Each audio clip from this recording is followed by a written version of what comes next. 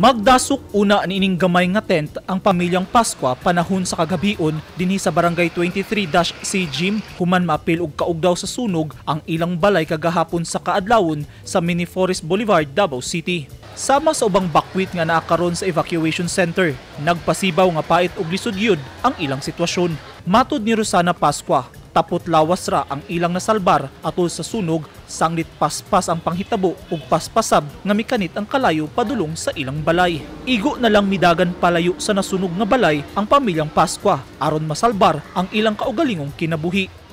Pait kayo kahimtang diri nga kuan kami nga sunugan kay wala dili pa kompleto sa gamit kay wa man dinadala kay sutoy naman lang jud mi kay dool naman kayo ang kayo sa amuang balay kay murag ikatulo lang migikan sa nasunugan mo na nga diretso gid nga mo kuan bahala nagwa madala basta safety lang mga bata habol pa og banig mao pa jud ang naabot wala pa kaldero di pa mi pangkaluto kay way kaldero o ganang mga gamit pang kusina wala pa katupang kuan banig. Manawagan ko sa amuang mahal na mayor diri sa Davao na matabangan mi diri nga among kahimtang karon nga nahitabo nga wala man jud ni gituyo nga unta matagaan bi mga maskin og kana mga financial lang nga ginagmay nga makatabang sa among pangadlaw-adlaw nga mga galaston diri. Tungod tapot lawas ra usab ang iyang nadala, nanawagan og hinabang si Pumbaya Mindalano nga rentera sa lugar.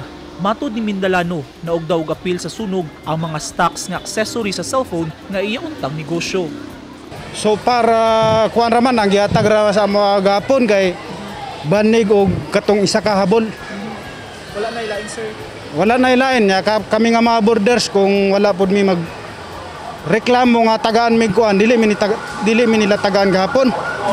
Ang tagaan ra daw ang kanang nasunugan sa balay niya parehara man ang borders ug ang renters ang tagiya sa balay parehara na sila nasunugan.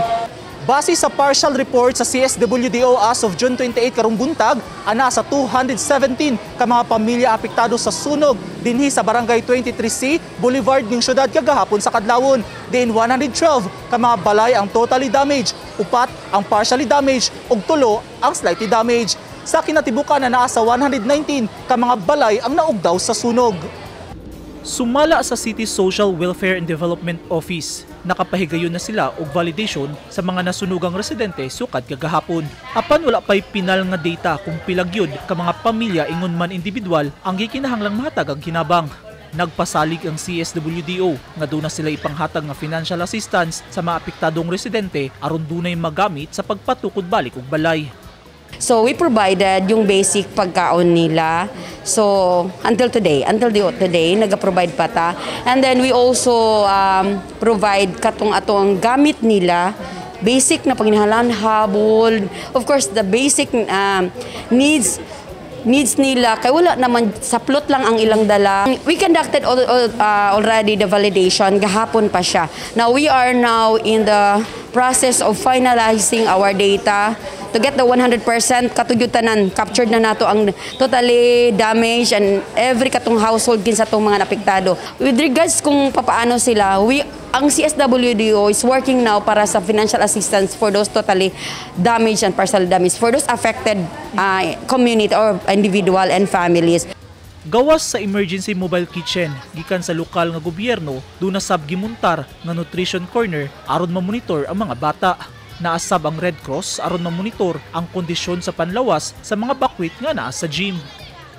Okay lang sir, so far naadjud makita na mga underweight na bata na mga pero giamo siyang ginamonitor namo sila pero everyday man good para inani nga naay panghitabo na open ginaamo ang center amo ang mga doktor amo mga staff para po mo assist sa ilahat for check up gina sila. Naay nagdiarrhea ang bata tapos syempre gina-assist man gina namo ginamonitor namo. So far karon among gimonitor okay namon pod siya.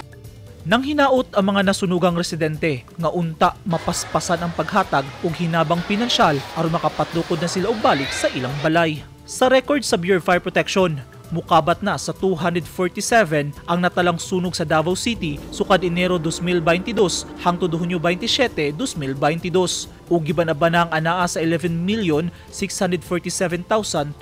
pesos ang kinatibuk ang danyo sa sunog nga natala sa syudad sukad niadtong Enero hangtod kagahapong adlaw. Eugene Hinutan, Newsline Philippines, Davao Region. Stay safe.